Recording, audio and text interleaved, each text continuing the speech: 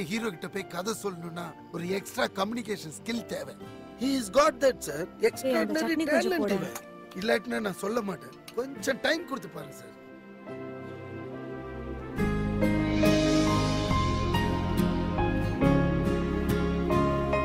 So காஞ்சி போய் பசுமையே இல்லாமல் வாழ்க்கை போயிட்டு இருந்த ஒரு டைம். அப்பதான் நான் அவளை பார்த்தேன். ஜெஸ்ஸி என்னை அடிச்சு தந்த காதல்.